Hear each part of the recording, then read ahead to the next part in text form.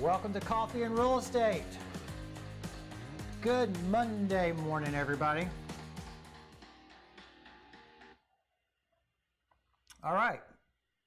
So, I don't know if you can believe this lender, this closing agent, this listing agent, the buyer agent. You're not going to believe what happened. Why can't we close more deals? Today's episode, I'm going to answer that question. We're going to talk about clarity and understanding and how we can close more deals with each other. But first, let's get into what's new with me in real estate this week. Our weekly topic. And I hope everybody's doing well. Let's see here. Let's click over.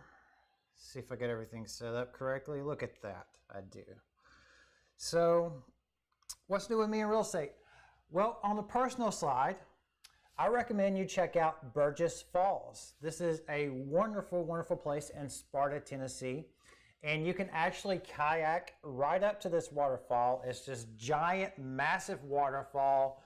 And it's not a very strenuous kayak. And if you have a boat, you can actually boat up there as well. Smaller boats can go up there as well. Really unique experience. I've got more photos on my personal page, but that's my personal experience for the week. And let's get into what's happening with real estate, what's new in real estate this week. So a couple of articles I came across.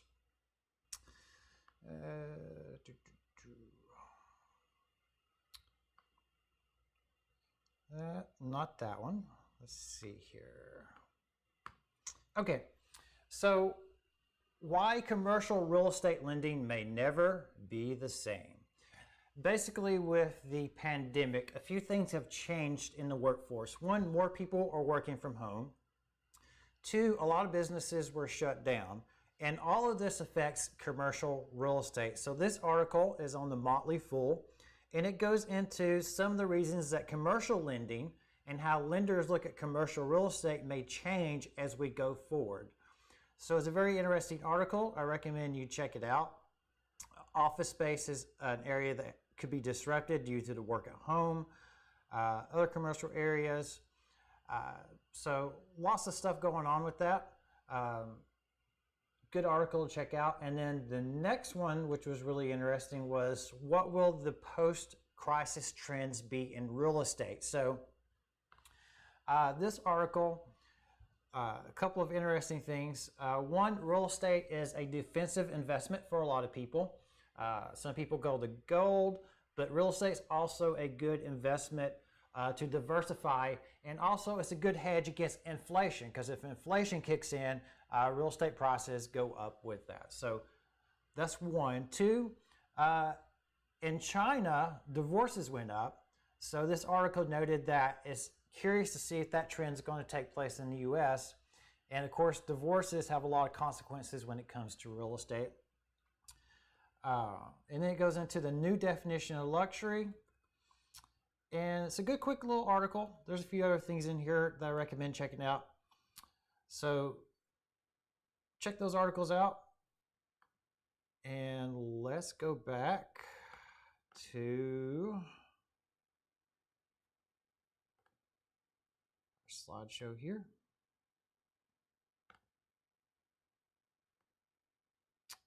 Yeah, Academy Sports, look at that. You can tell I'm a big weightlifter. You know, check out these guns right here. I don't know why they're trying to sell me that. Let's see. Next up, let's talk about this week's feature listing, and then we'll get into our topic. So on this week's feature listing, we're talking about 167 River Edge Lane. It's a lot over in Benton, Tennessee. It's about 1 acre. And the really great thing about this lot is it has access to the river. Now, it's not on the river, but the subdivision has an access point to the river. So if you're like me, you enjoy kayaking, you enjoy getting on a river, floating down a river, this lot is for you. And it's very reasonably priced at $22,000. It's over in Benton, Tennessee. Very quiet place, very country, great place to get away from everybody. So if you're interested in this property, please let me know and we'll get you more information on that. So let's get into this week's topic. And I want to talk about clarity and understanding. So give me a second. Here's the thing. Real estate transactions involve a lot of emotions because people have a lot of emotions tied into either the house they have, the house they're selling, or if you're in between, if say I'm the agent in the transaction, I'm trying to balance out the emotions of everybody involved. So the buyer's agent is going to be telling me what the buyer's feeling. I'm going to be telling the buyer's agent what the seller's feeling. But at the end of the day, what we need to do is separate emotion from facts. Because when we get clouded with emotion, we stop thinking. And what we need to do is settle down and say, what are the facts in this transaction? And how can we make this work for all parties involved? Because in a perfect world, we have a contract, we have a closing date, and we close on time, and there's no issues at all. Unfortunately, real estate is not a perfect world, and we usually have issues. There's very few transactions that go from start to finish that there's not an issue that we have to work out. So whether we're trying to sell your house or whether we're under contract, there's going to be issues, and we have to be able to talk about issues without letting emotions cloud our judgment and cloud facts. So don't allow emotions to ruin a deal. The key is understand that there may be delays, there may be issues, but we can work them out. We have to just sit down and work out these issues, and that we're all people here. One of the things that tends to happen is, as an agent, I buffer you from seeing the buyer as a person. So you're seeing what I'm telling you, and it's easy to snap and make judgments. Same thing if you're a buyer. And really, it's the same thing from all parties involved because we're not in the same room together. That's one thing about technology is great. We're not all together. We can make transactions happen from different locations, but by not being together, we don't understand each other as well. And conflict and issues seem to be more difficult to take care of sometimes because we don't see each other as people. So just understand issues arise. We've got to take care of issues. And the best way to handle it, The 7 Habits of Highly Effective People by Stephen Covey. Seek first to understand, then to be understood.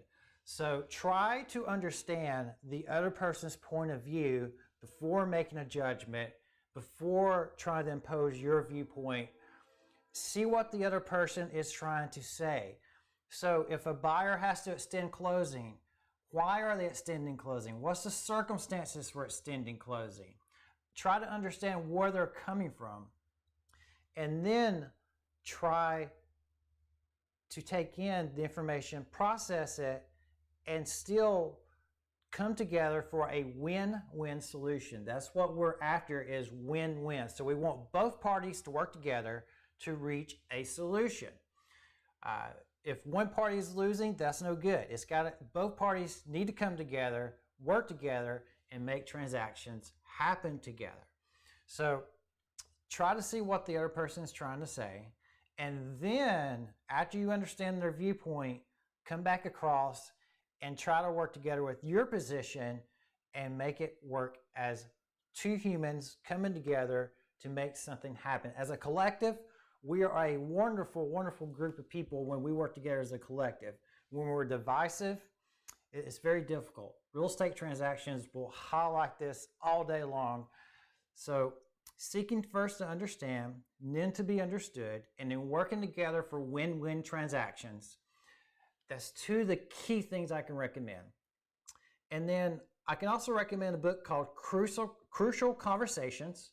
This tells you how to talk to other people in difficult conversations, how to have a conversation with somebody when the subject matter is pretty sensitive. So it's a very, very good book. I highly recommend you check it out. And then my way out suggestion. I read a lot of books. I read a lot of different books, a lot of different categories, and this is a way out category. But there's a book called Reality Transurf, and it talks about pendulums. And I don't have time to really go into it, but basically a pendulum is you're mad about something, you're upset about something in a deal, so you throw all this anger energy out. The other people are then like, well, why are you angry? What's going on? And then it goes back and forth. It's just a ping pong back and forth. So that's why it's called a pendulum. And when you keep putting anger into a topic, or you keep not wanting to work towards a solution on a topic as far as real estate goes, it just goes back and forth and nothing gets accomplished, and then people get hurt and deals go bad. So whether you're an investor, you're a buyer, you're a seller, you're a lender, you're a closing attorney, the goal is, let's take out the emotion, let's seek to understand each other, and let's see the clarity of facts involved. And if we do that, we can all win and make real estate transactions easier for everybody involved in the deal. So that is this week's topic on coffee and real estate. Short, sweet, to the point, hopefully. And I hope you guys enjoyed it. And that covers it for this week. So I'll be back next Monday with another great topic. And I hope you guys enjoyed it. If you did, like, share, comment, heart, whatever. Let me know. And I hope everybody has a wonderful, wonderful week.